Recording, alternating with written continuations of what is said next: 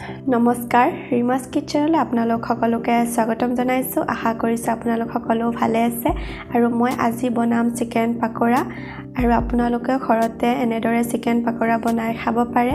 আৰু বাহিৰত খালে কি হয় আমি সাবচিকুনটো মেইনটেইন কৰিব নোৱাৰো সেইবাবে আমি ঘৰতে এনেদৰে চিকেন পাকোৰা বনাই খাব পাৰো মই আজি আপোনালোকক দেখুৱাই দিম কেনে ধৰণেনো চিকেন পাকোৰা বনাই আৰু মোৰ ভিডিওটো চাই যদি ভাল লাগে লাইক কৰিব কমেন্ট কৰিব আৰু মোৰ চেনেলটো সাবস্ক্ৰাইব কৰিব আৰু তেতিয়া হলে বলক আমি এতিয়া পাকঘৰলৈ যাও এয়া মই চিকেন লৈছো আৰু ইয়াতে মই দি দিছো নিমখ অকমান আৰু জালুকৰ গুৰি অকমান আৰু দিছো ইয়াতে মই আদা 2 চামুচ আদাৰ পেষ্ট 2 চামুচ দিছো আৰু নহৰু পেষ্ট 1 চামুচ দিছো আৰু তাৰ পিছত এয়া মই জলকীয়া গুৰি দিছো অকমান আৰু এইখিনি এতিয়া ভালদৰে মিক্স কৰি লম আৰু মই দিছো ধনিয়া গুৰি অকমান এইখিনি এতিয়া ভালদৰে মিক্স কৰি লম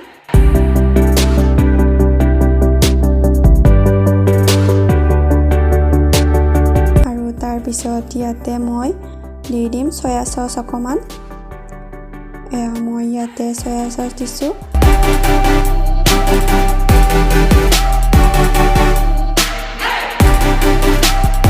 আধা চামুচতকৈ কম কৈ দিব আপোনালোকে সয়া সস আৰু এইখিনি এতিয়া মই ভালদৰে মিক্স কৰি লম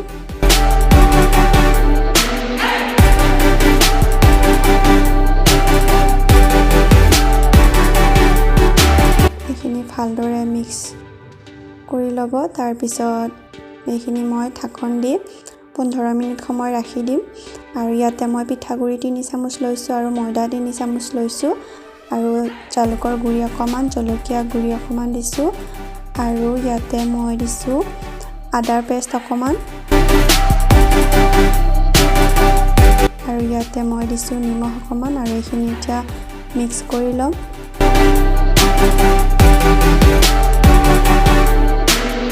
আৰু ইয়াতে মই পানী দিম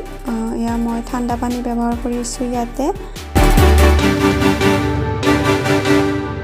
মই ইয়াতে কমকৈ পানী দিছো বেছিকে পানী দিলে বহুত পনীয়া হৈ যাব পাৰে আৰু এইখিনি এতিয়া ৰেডি হৈ গল বহুত ডাঠু নকৰিব পাতলো নকৰিব আৰু এতিয়া চিকেন খিনি এয়া চাও মই 15 মিনিট সময় ৰেষ্ট হ'বলৈ দিছিলো আৰু এইখিনি উঠাই ইয়াতে দি দিছো আৰু ইয়া মই এটা কেৰাহীত তেল দিছিলো তেলখিনি ভালদৰে গৰম হ'বলৈ দিব আপোনালোকে ভালদৰে গৰম হোৱাৰ পিছতহে চিকেনখিনি ইয়াতে দি দিব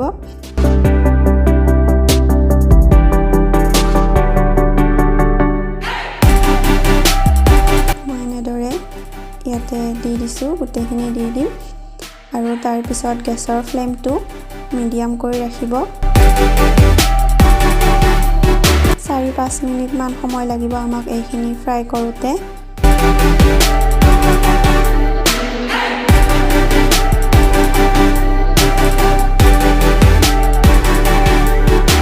আৰু তাৰ পিছত এইখিনি উলুটাই দিব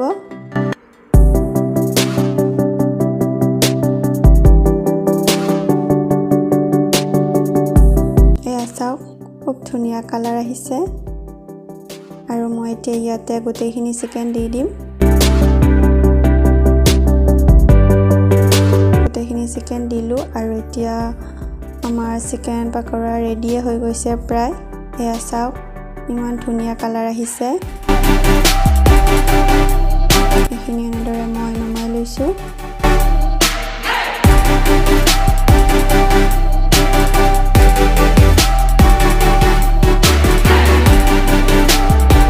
চাওক মই আপোনালোকক ওচৰৰ পৰা দেখুৱাই দিছো ইয়া আৰু এই গোটেইখিনি এতিয়া মই নমাই লম আৰু তাৰ পিছত মই এখন তাৱা লৈছো তাৱাত 1 চামুচ ৰিফাইন দিছো আৰু ইয়াতে মই নহৰু অকমান সৰু সৰুকৈ কাটি দিছো আৰু টমেটো সস অকমান দিছো এইখিনি তাৱাখনত ভালদৰে লগাই লম আৰু তাৰ পিছত মই অকমান সয়া সস দিছো এইখিনি ভালদৰে লগাই ল'লোঁ। তাৰপিছত এতিয়া মই ইয়াতে চিকেনখিনি দি দিম আৰু গেছৰ ফ্লেমটো একেবাৰে ল' কৰি ৰাখিব। এইখিনি 1 মিনিটমান সময় এনেদৰে ভাজি ল'ম।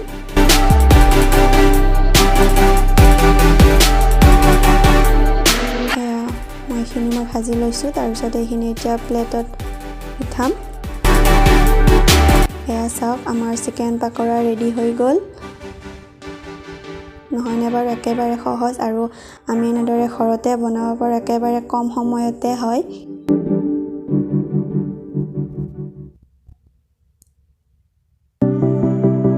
এয়া চাওক, আপোনালোকে ঘৰতে এনেদৰে বনাই গৰমে গৰমে খাব পাৰিব।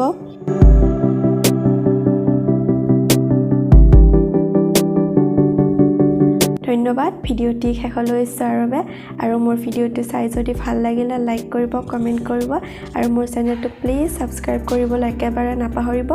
আৰু আপোনালোকে ঘৰতে এনেধৰণে বনাই খাব, বিৰাট ভাল লাগে খাই। বাহিৰত খোৱাৰ নিচিনাই লাগে, ঘৰতে আপোনালোকে এনেদৰে বনাই খাব পাৰে। তেতিয়াহ'লে আহিছোঁ, আকৌ লগ পাম অন্য এটি ৰেচিপিৰ সৈতে।